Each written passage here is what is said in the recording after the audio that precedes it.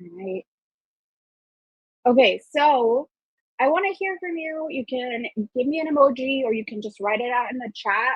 What best represents how you are feeling about your summer plans right now? Are you feeling excited? Are you just hoping to relax? Are you confused, unsure? Are you waiting to figure that out later? What? Give me an emoji or give me a word that best represents how you're feeling.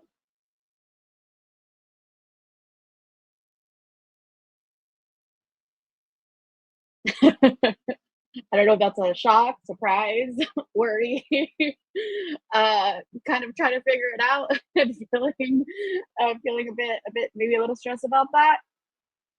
Yeah, I feel that. Hopefully, by the end of this workshop, it'll be mostly smiles and excitement, or even gold stars. All right, so this is what we are going to be covering. I'll give you a bit of an intro on me to know who's giving you this advice and giving you and leading this workshop.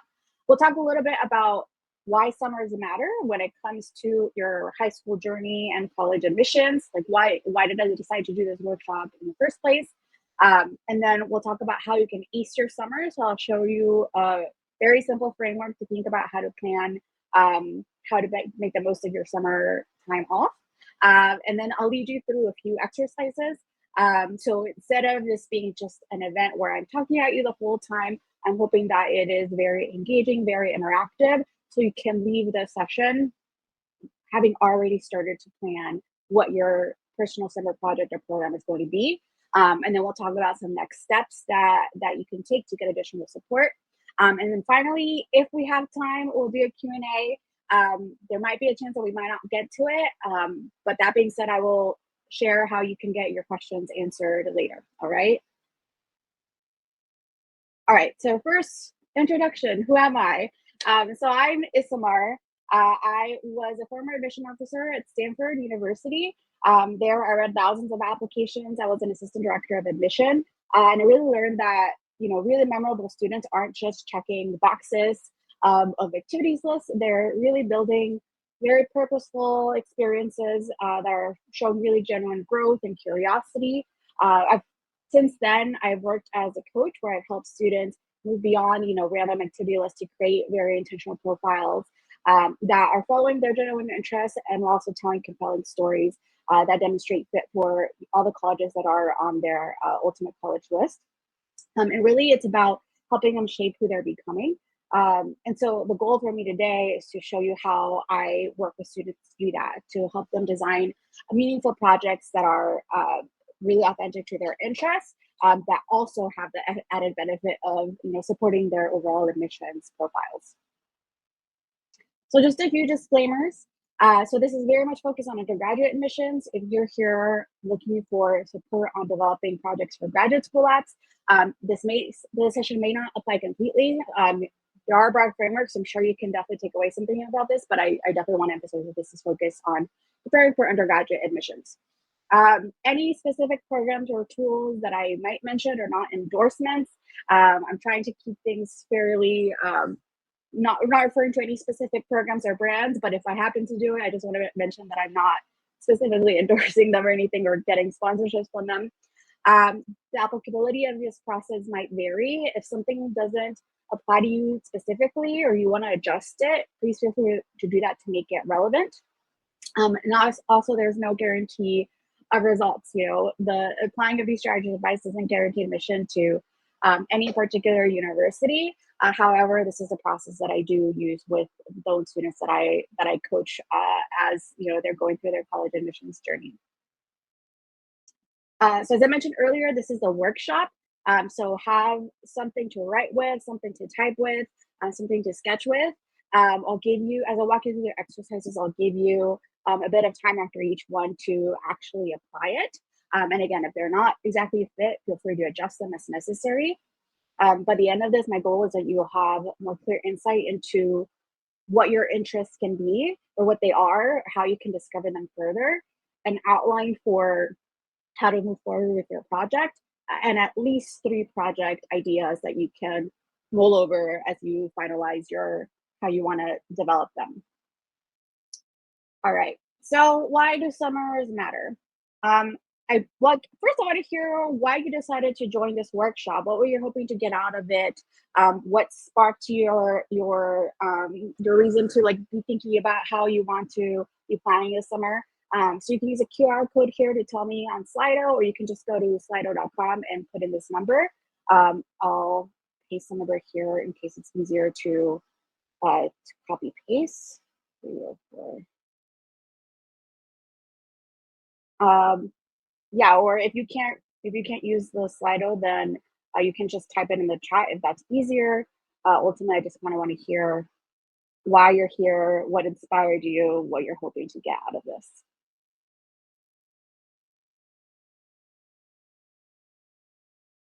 I see one of you typing, two typing.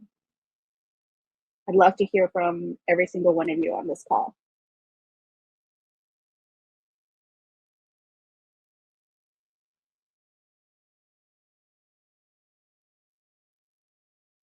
Go typing.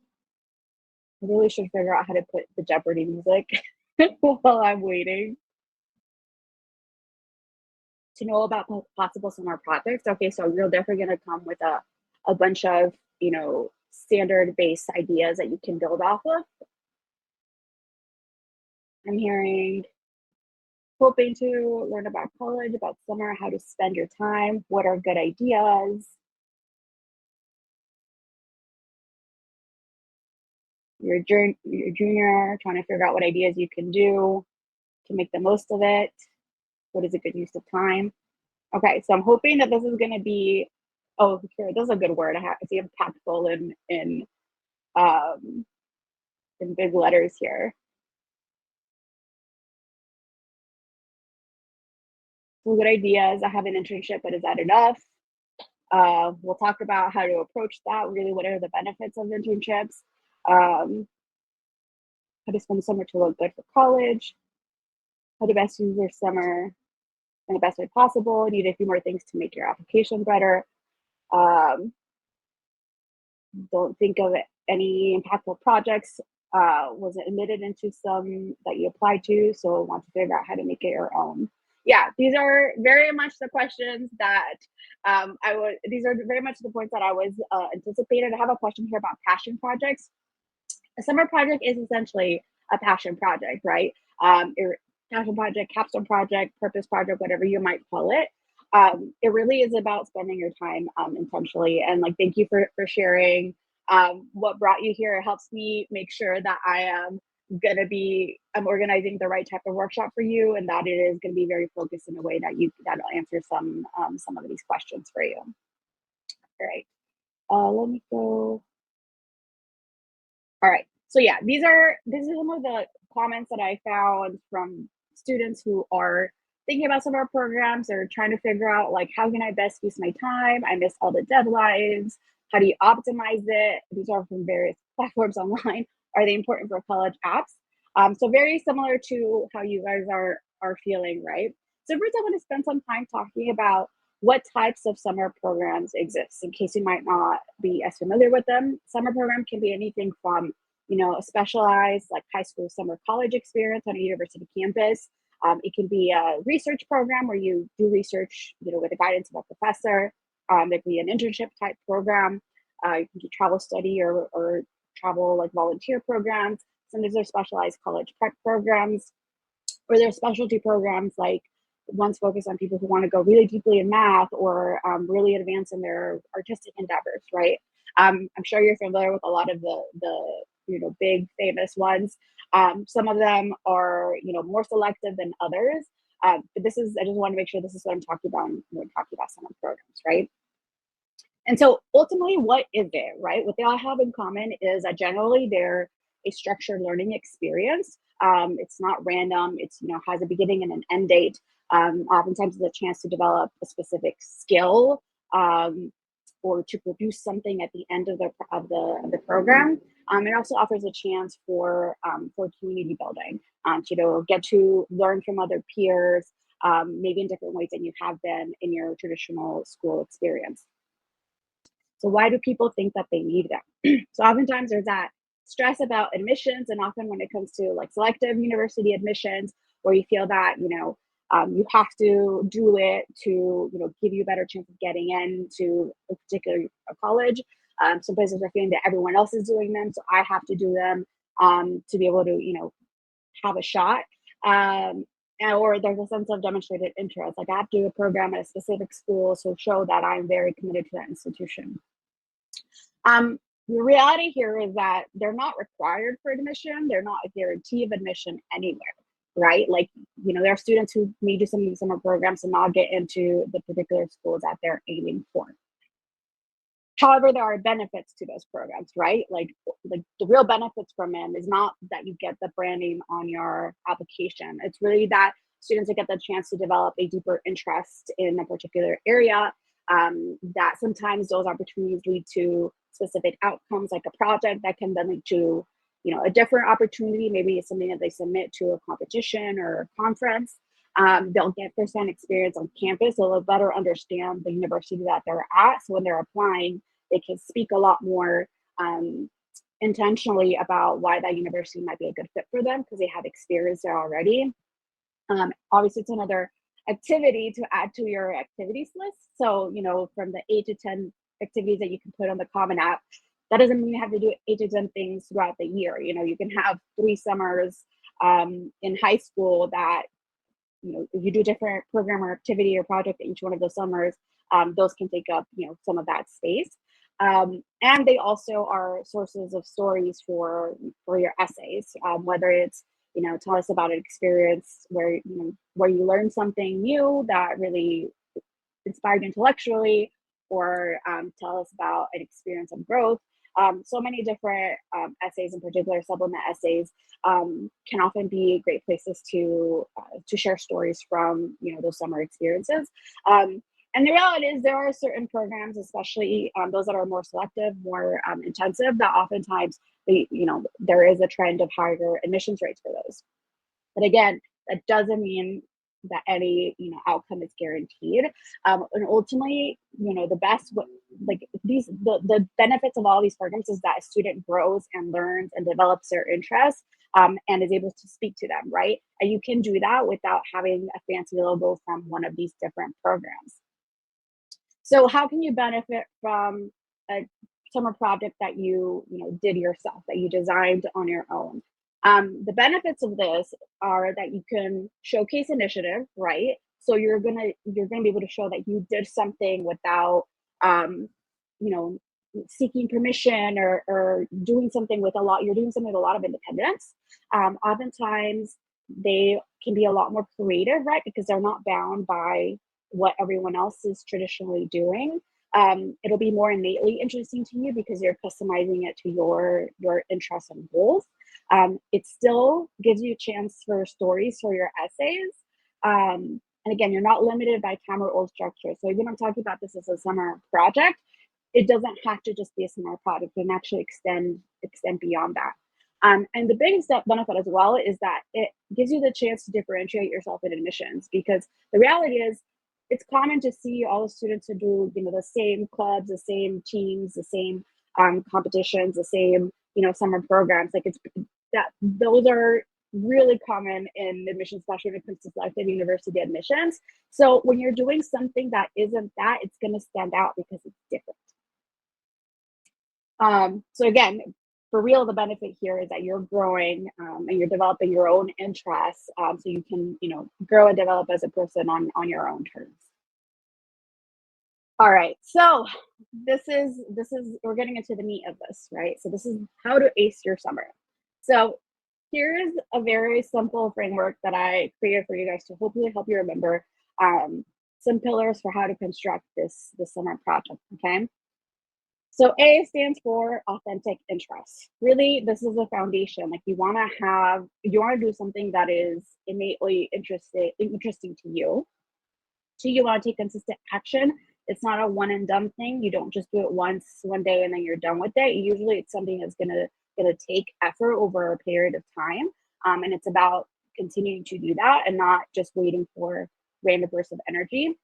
And 3 is you need to produce some sort of evidence for your project or evidence for the impact. That's often what makes it real and easier to understand and to point to your learning or to point to the impact of what you're doing. So, why are these things important? So, for authentic interest, that leads to energizing effort. Um, you want to either discover as you're going this what you're really interested in, or identify it beforehand and pursue it even further. That's going to be a lot showcase your curiosity a lot more easily, and it's going to stand out more. And oftentimes that also gives you a bit more of a natural motivation to push through challenges, and it stands out to colleges, right? When you're pursuing something that is genuinely interesting, that can be very clear when it comes to your application. Consistent action is important because that's what actually leads to complete projects. Sometimes even more so than motivation itself, it's just sticking to your plan, continuing to make progress will often give you motivation to keep going. But that being said, you need to make a realistic plan, right? And commit to showing up regularly. You can have these ideas say you're interested in, but unless if you show up, it's not going to lead to something concrete. And then finally, evidence helps you show, not tell, right? We talk, you probably have heard when it comes to, applications on essays, you need to show, not tell. That comes to your interest in projects as well, right? You could say you're interested in psychology, but unless you have a way to showcase that in a very like concrete way, sometimes on almost tangible way, it's hard to grasp what is the level of that interest, that curiosity, that commitment in that area. Um, and so ultimately, when you are putting all these things together, you're gonna land with a project that isn't just about like looking good for your college application, but it'll be something that you will be changed by, right? That will be very meaningful to you. All right. So we're getting into the exercises. So take a moment to get a piece of paper out or get a document, get a journal, get a sketchbook out so you can engage in this process. Okay. I'll give you a minute to do that, and I'll see, just checking what's going on in the chat.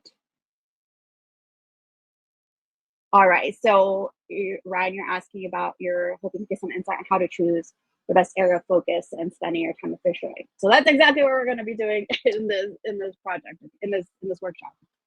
All right. So hopefully you have a piece of paper out or document out. The first thing you're going to do is you're going to draw 4 circles, right? We're going to do a little bit of mind mapping. And this is just a way to kind of start distilling what are potential interest areas for you. And so I call these the 4 core interest areas, right? We're going to start with your academic or intellectual interests, your interest in, what are your hobbies and skills, things that you do on your own time, impact and issues. So what are issues in your local world and the global world that you care about?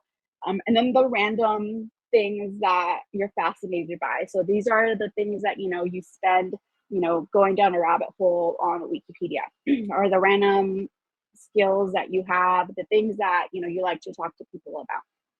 So hopefully you have those circles down. I can title them just academic, impact, random, and hobbies. All right. So now I'm going to give you a couple of minutes to reflect on these questions, to think about what are the potential like branches that you can have off of each of these circles. So for academic, you might wonder, which subjects would you study, like even if they weren't required, or which ones are your favorite classes, or which was this assignment that you had for class that you really enjoyed.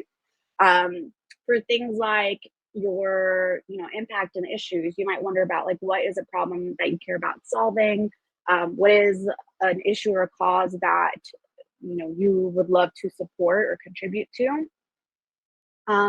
For random fascinations, you could, again, I mentioned the Wikipedia rabbit hole, or you could ask, like, what does your social media algorithm say you're into, say you're about. So what types of videos do you keep seeing on TikTok, or what pages do you follow on Instagram? And then hobbies and skills, again, that's what you do with your free time that energizes you, whether it's you like painting, you like reading the books about 1950s architecture. And then finally, just like, what have you always wanted to learn how to do that you maybe not have had time? Okay, so I'll give you a moment to think about that. If you already have a sense of what your answers might be to this, then feel free to just, branch off at least one or two ideas for each of these circle areas. And if you have any questions, feel free to put them in the chat.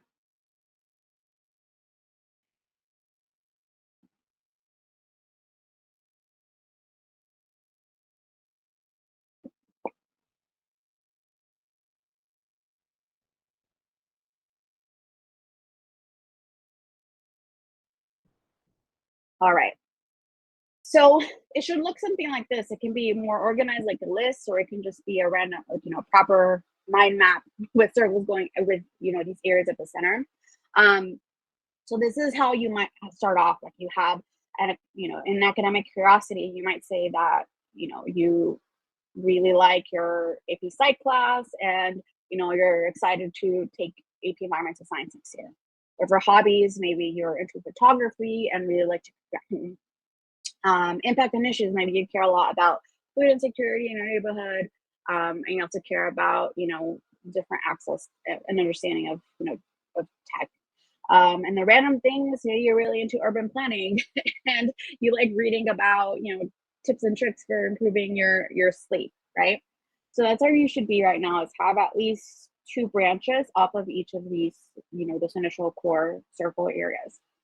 And so what you're going to do next is try to extend them further, right? Each branch should have at least one other branch. If you have many more interests, of course, feel free to add them. You can have 5 academic curiosity and 7 hobbies and so on and so forth. And each of those can go off, have an additional branch. But the goal is that every time you add a branch, it's more specific, right? So for psychology here, we have maybe the interest in psychology is really, the impact of social media on teen mental health. Or maybe it's you're interested in mental disorders, or maybe you're interested in the psychology of learning. So these can go in many different directions. The goal is that at each level, you go even more specific. Okay. If you can't finish all of this right now, that's okay. You'll have more time, obviously, to keep going, but I want you to just take that moment to get started. Okay. Give me a thumbs up if everything's clear so far. If you're able to, I see a raised hand or thumbs up. Okay. Yeah, give me a thumbs up if this is so far clear. If you have your maps that you're drawing, if you have more than 4 circles written out, that's, for me, it's a success. If you have, at least these 8 ideas, but the goal is to get you to overall exponentially many more, many more ideas. Okay. All right. So now the next step, right? And this is where hopefully you already have a lot of different ideas, and you can see how you can kind of, it can be a bit endless. But the goal for this is to get you to the point where you see that your interest doesn't just have to be like a high level intellectual interest. Ultimately, it has to be something based on what you care about. Like random, hobbies could be, it could be K-pop. Maybe you really love listening to K-pop, right? So the goal is like, well, what about it? Do you like it? Is it do you want to, produce your own like K-pop album? Are you curious about like the fan bases of K-pop? It can literally be any interest that you have, right? The kind of next level overlap here, that's kind of the advanced move here, is to see if you can find an overlap between some of these interests. Like these individual bubbles by themselves could just be where you're at. It could be the interest that you focus your project on, and you'll develop something around that. But I wanted to share this additional option to make it even more unique and more interesting, because especially when it comes to, one, for your own interest and growth, and extending the boundaries of how you approach your interest. And two, if you are thinking selective university admissions, which, not everyone is, but I know oftentimes the students I talk to are, it helps to see how your interests can connect across each other, to have more of that interdisciplinary thinking, because that's what ends up making really exciting projects and often really exciting applications, right? So in this case, let's say this is a sample where a student is, they're combining these kind of initial ideas of sleep science, urban planning, environmental science, but also circadian rhythms, right? And how is this going to potentially come up into a project, right? You can choose any of these areas and mix and match and mush them together and see what kind of comes out, in a Venn diagram. So we'll see in this example, there was urban planning, sleep science, and environmental science. You could combine environmental science with sleep science, and your interest area is environmental sleep impacts. Or combine urban planning and sleep science with, city planning with the health orientation. Or you combine urban planning with environmental science to focus on sustainable urban design, right? Or you can find a way to combine all three of those topic areas that you do. So if you go back, maybe you have kind of a few ideas that pop out and you want to mix, psychology and cooking, or street photography and food insecurity, or you want to do three. Feel free to test it out, mix and match. Do psychology plus urban quality. What does that lead you to? Digital divide plus walkable cities. Like, what would that idea be? Okay. And it really is, there's a more structured process that I do with my students to help document this. I have a tool that I developed for the students that I work with. But really it's choose a couple of things, mix and match from a Venn diagram. And that is going to give you a bunch of topic ideas. There was a question there about, like, I don't know what topic ideas I should focus on, what should be the themes. This is how you develop a theme that is of interest to you and that is also interesting, right? It's different, it's a lot more niche, and that is key for a project that is truly unique. Okay. All right. So now you have hopefully a few themes to think of. Sorry, a few themes to base to build on. But we'll want to focus on just one. So the next step is to make a plan, right? It's hard to make a plan when you don't have a specific project yet. We're going to talk about that and just because that's going to take a little bit longer. But I do want to talk about the importance of project planning first. So you need to make a plan, right? Because that's how to commit to your actual interests. One of the first things you'll want to do is define your outcome, right? So start with the end. What do you want to say you completed by the end of the summer? And that's where the third exercise is going to come in. So just put a pin in that. 2, you want to set milestones. So what do you want to complete by the end of the week, by the end of each week? So whether you have, a 6-week summer, an 8-week summer, 10-week summer, or longer, you want to make sure that you're working towards something every week, so you know that you're making progress, and it helps break down the project so it doesn't seem overwhelming, right? And it also helps you be realistic, like what can you actually complete in your summer experience. That being said, it's also something that can extend, but you want to make sure you have some sort of output that you're working toward by the end of the summer. 3, you want to define or schedule when you're going to actually work on this project every week. I say start at least 2 hours a week, but if you're not doing any other summer project, if you don't have any other commitments, you can do much longer. It can be 2 hours every day. It could be 4 hours every day. It can be your standard school time period.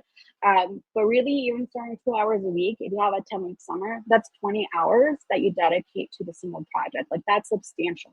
And finally, or not finally, next, how you're going to track your progress.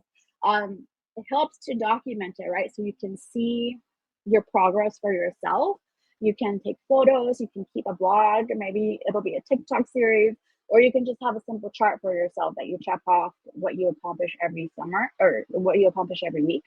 It's also important to have an accountability buddy, whether that's a good friend, a mentor, a parent, a sibling, somebody who's going to keep you on track and call you out if you're not making progress on what you said you were going to do.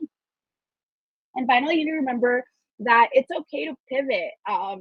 That is sometimes what makes a project interesting, if it ends up being something different or developing to something more than you had initially planned. You can pivot what the project is going to look like, what it's going to touch upon. Just don't pivot the commitment. Don't reduce that.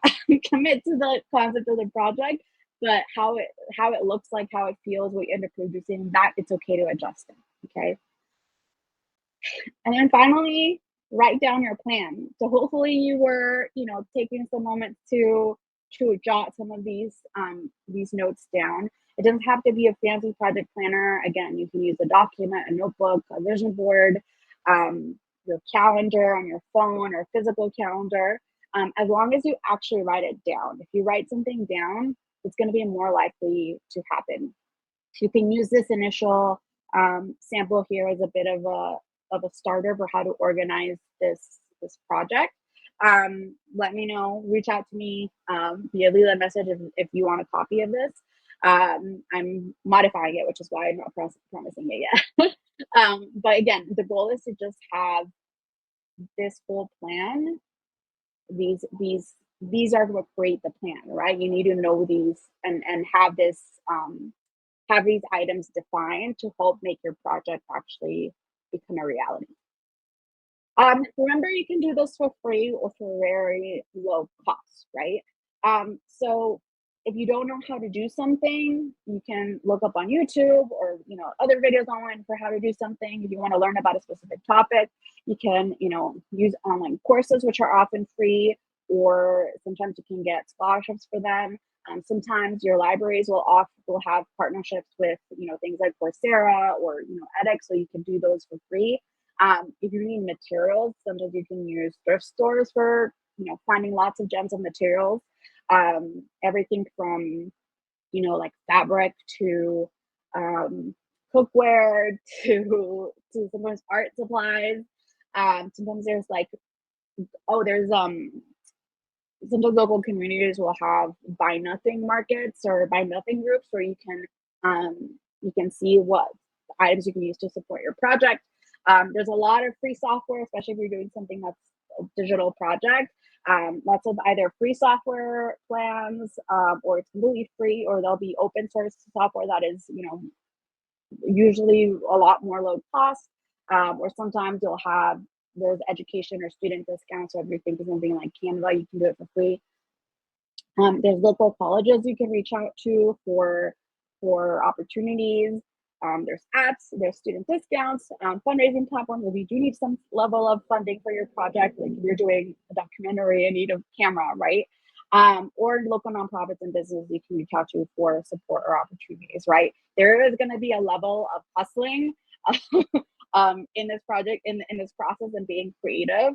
But I just want you to remember that you don't necessarily have to have really expensive equipment or resources. There are obviously going to be some limitations. So maybe you might not be able to do, you want to do a research project. It might be something that is more desk research versus working in a lab, right? Unless if you reach out to a local college professor and ask to be a volunteer at their lab, right? Which is something that you could potentially do. All right, so now that you have a structure for a plan, which we're going to touch back on that, you actually need to choose the project, right? You have an interest area. So the example, one of the examples from earlier, let's say the topic was a combination of sleep science and urban planning. Okay. And that is an interest area, but it's not a project, right? It helps to contain your interest into a specific project boundary to help you plan out what is it actually going to look like, right? So these are kind of project container options. They can be more focused on research, on writing, on building, creating, on environmental, educational, something that's more media, performance, something more service, impact, something that's more business-like, or something that's more about innovation or science, right? These are very broad level. And so here's a bit more detail on what these project containers can actually do, right? Writing and publishing is about things that involve you writing or using words. Ideally something that you can point to as a finished publication of some sort. Performance or media are things that sell stories in a more visual way, whether it's digital media or physical media. Entrepreneurial business, obviously things that involve you creating some sort of business or venture or something in that area. Building and creating is a little bit more like broad, you know, everything. Some of these, there might be overlap in some of these, like creative and design, build and create could both overlap if you're thinking about something like, you know, woodworking, right? So I'm sharing this just to think about like the broad areas. See if there's one or two of these container areas that you are mostly drawn to. Write them down. And I'm going to show you in the next slide how to think about them, right? If you're not sure what direction to go in. So these are some reflections to think about. Like, one is, what are you already good at? So let's say you are a photographer. Maybe that is something that you want to have as your project. Like, you already, you know, do photography, you enjoy it. So maybe you can combine your project of have your theme or your interest area connected to or contained within a photography project of in some way. Again, what do you already know how to do, or what do you want to learn? That is an additional challenge. Like, if there's let's say you wanted to learn how to use Procreate, right, which is the app for, you know, digital artwork. Maybe that's a chance for you to learn this new skill, but also have an interest area or topic that allows you to learn that skill with a purpose, right? You can ask if there's somebody that you admire and, you know, they have a particular talent, like maybe that tells you that's something that you want to like develop for yourself as well. So if there's someone who maybe is a polyglot, right? They know multiple languages, and you like watching their videos on YouTube of how they learn languages. Maybe that's something that you want to do, some sort of language project combined with another interest. You want to make sure that whatever project you choose, it ultimately ends up being something that you can explain in 30 seconds. If you can't do that, then it's probably too vague or too expansive or beyond the, you know, realistic capacity of what you can do in a summer. And the other thing to consider is if other students at your school could do that easily, right? So with something like a school club, you know, that is something that many students can do or have done, right? So going back to, you know, the earlier interest areas we were talking about, right? I mentioned, let's say somebody chose that idea of sleep science, circadian rhythms, and urban planning, right? And their project was photography. Well, how are you going to connect sleep science, urban planning, and photography? Well, maybe this person is interested on the impact of, you know, skyscrapers versus lack of skyscrapers and how that, you know, affects light entering buildings, and, you know, the amount of sleep somebody gets or how that affects their mental health. And so what they can do is maybe they walk to areas that are very blocked of sunlight, and take photographs of what the people look like walking around in those neighborhoods versus areas that get a lot more sunlight that aren't blocked by skyscrapers, and take a photos of people there, right? And that can be their project, right? Where it's a photography exhibit of the impact of skyscrapers on, you know, people's sleep, or the amount of, you know, vitamin D. Like, do the people in the darker areas of the city look more more sleep deprived, or like they don't, or maybe they have less energy because they're not getting as much sunlight, or do the people in the other area, do they look more energized, or maybe they get a lot more light going through the buildings, and so they wake up earlier, don't get as well rested, right? There's just one example of how you kind of take your interest, combine the project, and find a way for it to work for you in an interesting manner, right? So something like that, a photography project where you have to go around and take photos of in different regions, like that is not that easy for anybody to do, right? So in this case, it would be something that is part of portfolio. It's an easy project to explain. So what it is, it's a photo exhibit showcasing the impact of sunlight on urban communities, right? That was less than 30 seconds. And again, it could be something that's already something that they know how to do, or they want to learn more about.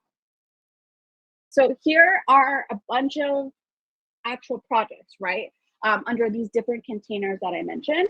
And there's another slide that I'll show you. So as you're reading this, like write down like 3 of these specific projects that spark your interest. Um, Again, you can change your mind on these. You can write more than three, you can do less than three. But I just wanted to give you a sense of what a project can be, right? It can be, a building support groups. It can be teaching, developing a workshop. You can launch a podcast. You can create an app. You can, build a website. You can launch a service. I already mentioned start a business. You can organize a conference, make a documentary, start a YouTube channel, write a play, make a music album, do local surveys of your neighborhoods, start a local youth council, create a magazine. There's so many different options. I'm going to show you. I'm going to go back and forth between these. Because I just start a club, and maybe it's a club that's a community club, not just a school club. Launch some sort of like initiative. Start a fundraiser, create an art gallery, do an online digital gallery. You can write a book, newsletter, publish your own poetry. You can build, your own furniture store. You can create, there's so many different things you can do. And a lot of these things, hopefully you'll see that a lot of these things are not common things to do at your school, right? They're mostly different from a standard school club. My goal for this is that you realize that you don't have to be an adult. Like, for example, something like a magazine, like you don't have to be an adult, who's the editor-in-chief of a millions of dollars a year level magazine, right? Like you can do it on your own, especially because there's so many free tools you can do online to do this. Like it's as easy as doing it on, you could do it on Canva, or you can launch a newsletter. So it's a newsletter, magazine, and newsletter form. There's actually magazines on Substack now. So the goal here is do something that is a little different, that is interesting, that is exciting. Hopefully you have at least 3 things that sparked your interest. If you thought of a project that is not on here, that's okay, right? I just want you to have 3 down. So give me a thumbs up if you have written down at least 3 types of projects that you'd be interested in testing out. All right. Actually, type in the chat, like, what are some of the projects that you think are interesting, whether they're on these slides or not? I'd love to hear what you guys are thinking.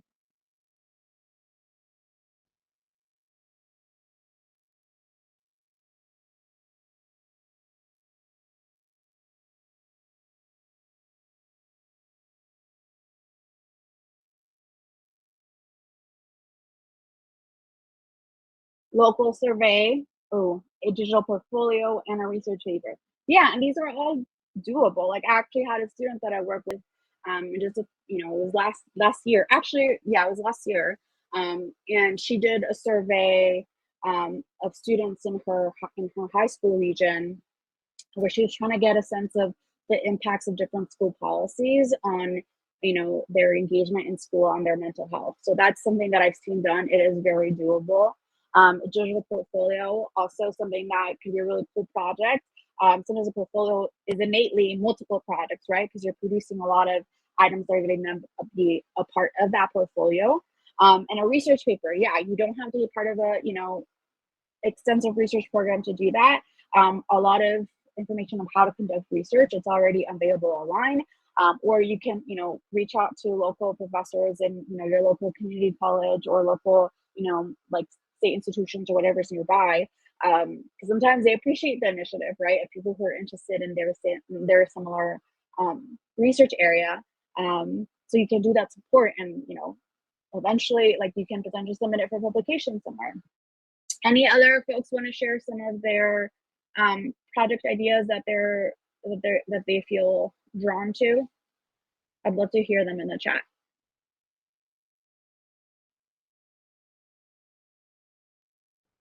Start a YouTube channel, a blog, or an exhibition. Yeah, so I see here maybe a little bit more into more of like the visual, like the digital types of projects, right? Like, YouTube channel, like again, for it to be a channel, it's like consistent commitment. That can be like a video a week, right? Like that's a really good way to structure structure the project, the milestone. Same thing for a blog. A blog is not a blog with a single blog post, right? It's like multiple blogs. So already that those, sometimes with a project, it's sometimes helpful to think of what is something that you can break down into multiple project, into multiple mini sub projects to help you see that progress that you're making. Yeah, or some sort of exhibition. It could be, whether an in-person or digital exhibition. With in-person exhibitions, sometimes it's something as easy as like reaching out to a local library, and maybe that's a place where they can host it for free, or even a local coffee shop if they're a place that supports artists. You can ask if you can hang some of your artwork or products or whatever it is that you create. I love these ideas. All right, where was I? Right, so hopefully you've chosen at least 3 projects. How do you choose a final one? Ultimately, you want to choose the one that gives you the most butterflies, that you're excited about. But if you're not sure about that, go back to these reflection questions, right? To try and determine, well, which single project do you want to do? The other thing you can consider is you can do more than one project, right? Like, I think it's good to start off with one, especially if you're doing this for the first time. But if you're really drawn to 2 different projects, whether they're in the same interest area or they're complementary, maybe they're vastly different. Excuse me, I've been talking for a while. You can split up your summer. Maybe the first half of the summer you'll focus on one project, and the second half of the summer you'll focus on the second project. Or maybe you're doing both at the same time. So maybe mornings you'll dedicate to project 1, and afternoons you'll dedicate to project 2.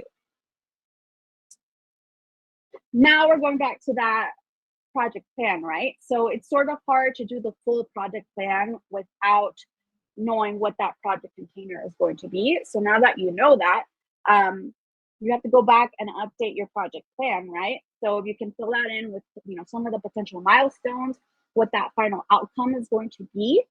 And then I think it's really fun to name your project, right? So it doesn't exist as this nebulous long name project, right? Name it something. It could be whatever, if it's an app, what is going to be the name of your app? If it's something like a YouTube channel, what is going to be the name of your YouTube channel? If it's something like, like a digital portfolio, it can be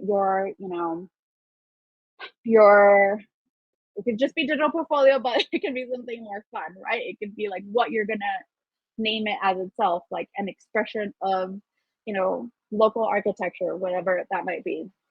And then finally, I hope that you can take a moment to imagine how you want to feel at the end of the summer. How do you want to, feel as a person, and what areas do you want to wish that you grew? Is it that you want to feel more creative? Do you want to feel like someone who commits to their interests? Do you want to feel like like someone who does different things? And also, like, what do you want to say on your college acts, right?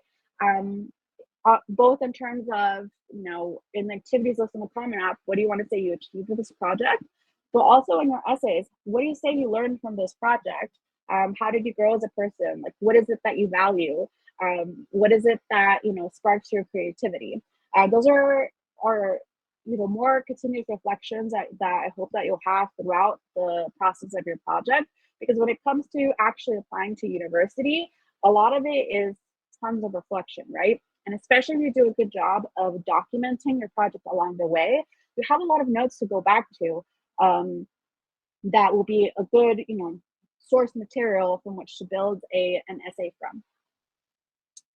So I wanted to share a couple of, real projects of students. One is a student that I worked with. So this was Jen, and she was really interested in physics and engineering, and she liked putting together kind of physics kits to understand physics concepts.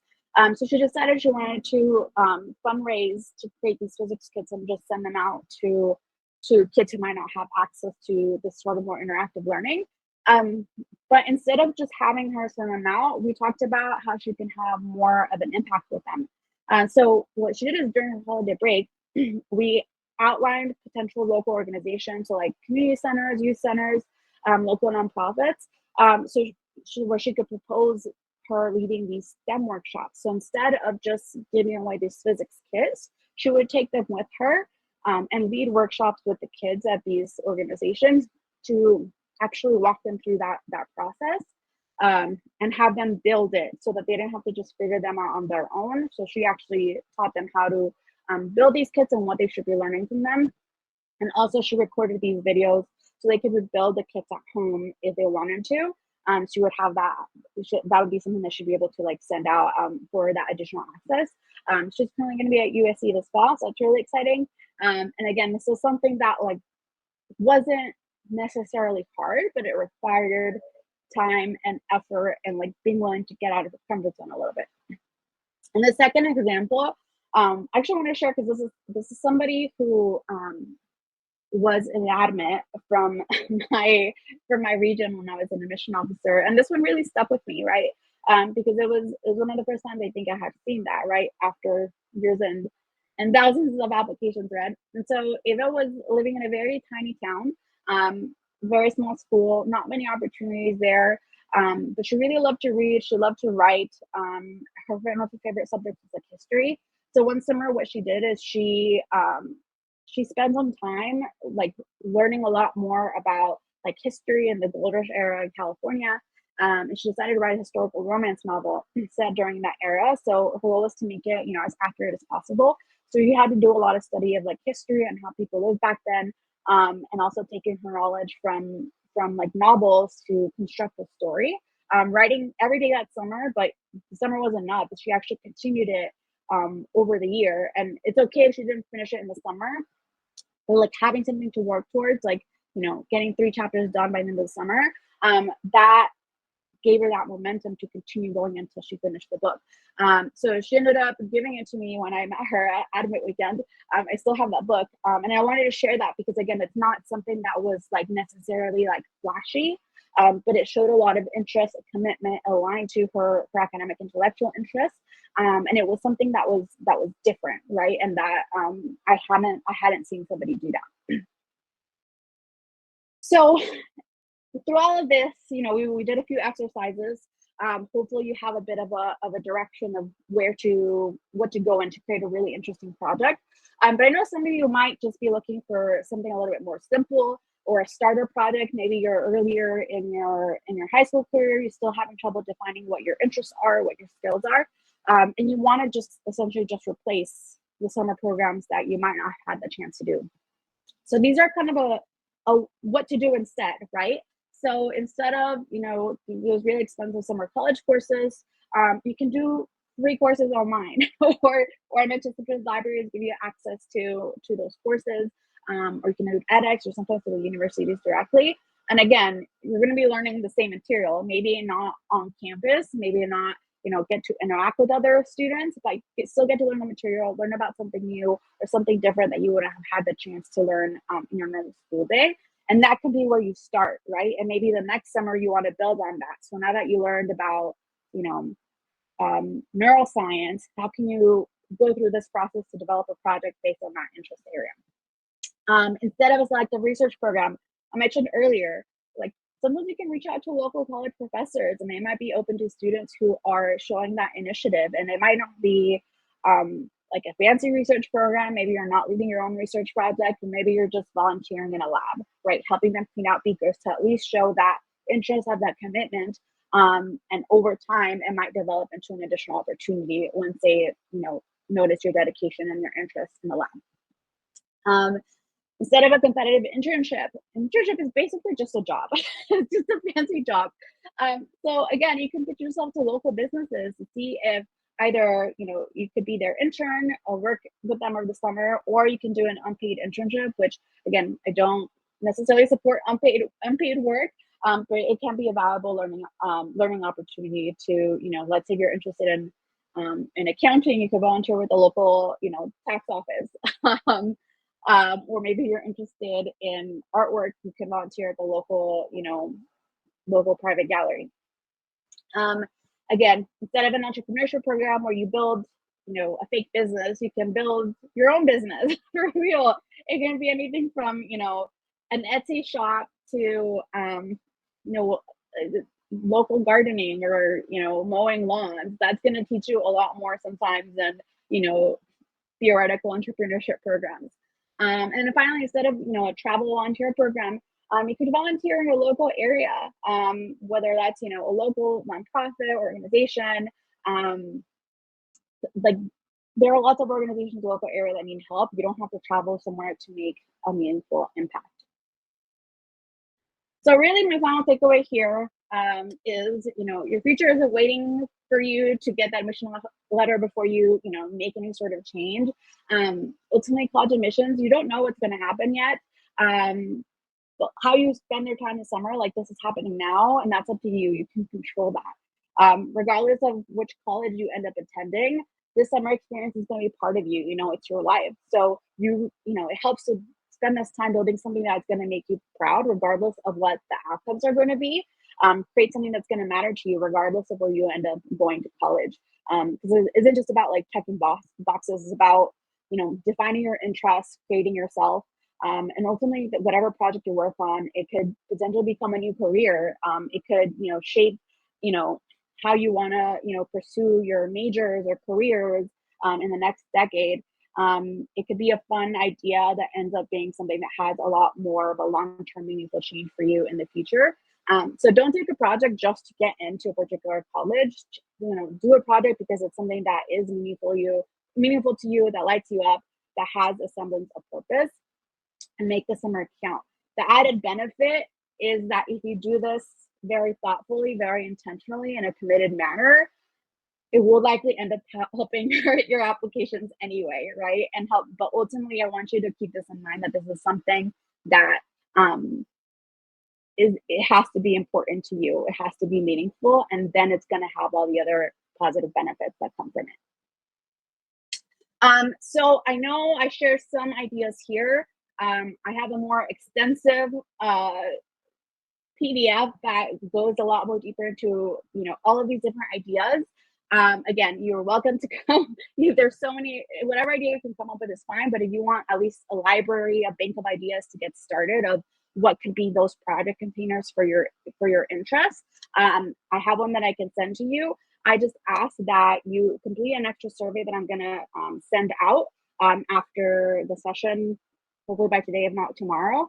And that's just to give me a little bit more feedback, a little bit more in depth on what this event was like for you, because it always helps me to understand how to make these workshops even better. So if you complete that extra survey form that I'm going to send out, after you submit, you'll get immediate access to this PDF. Okay, so I know we're close to wrapping up. I don't think we're going to get to questions, but I will touch upon how you can get those questions answered later. Okay, so if you are interested in custom coaching, so having somebody help you through this process of developing your summer project and making it fit to you and your interests, and understanding how that fits into your wider application profile, or how you're going to talk about it in your college application, you can book an intro call with me. It's a 15-minute call, and it's specifically to talk about what your college goals are, and whether coaching and what type of coaching might make sense for you. So if you're not sure what type of coaching support you might need, that's what that intro call is for. If you're curious about hearing how your current overall admissions profile stacks up right now, and what would the coaching strategy be that I recommend, you can book an admissions profile pulse. This is a new service that I'm going to be offering through Leland. And so what it is you submit your current profile information. I will analyze it, evaluate it, and then we would meet in a session to discuss that profile and discuss what is a potential strategy that I would recommend for you. You can get that to get more information on, where you're currently at, what path you might take to improve, and whether getting coaching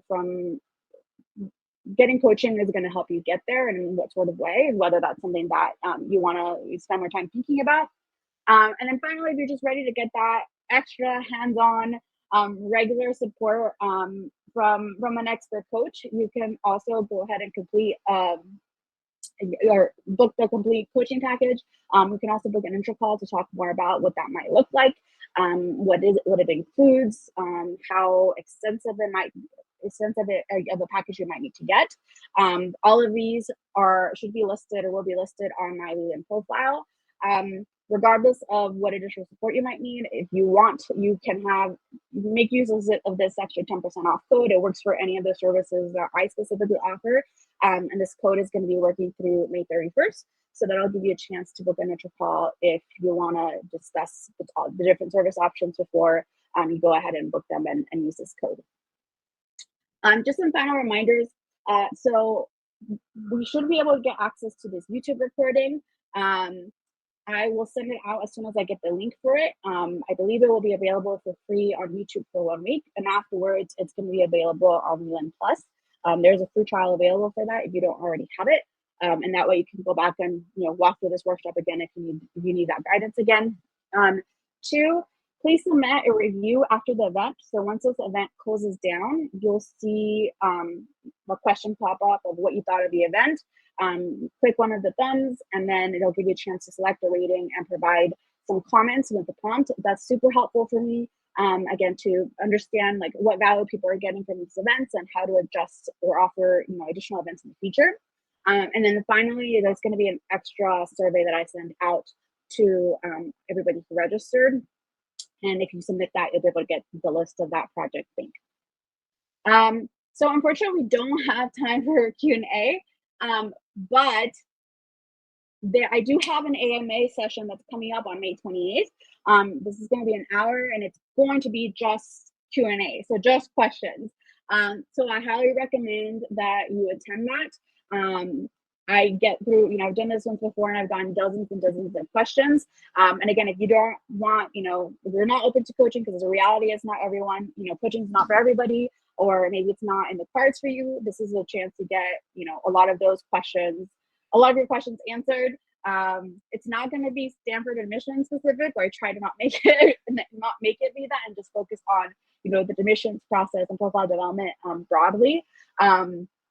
But yeah, so I highly recommend you attend. Just register on Leland again, so that you can join that when that event comes up in a few weeks. All right. Thank you so much for joining for this hour. I hope you found this session interesting and valuable, and you went away with clear action steps to take for your next to develop your summer project. Okay. Thank you.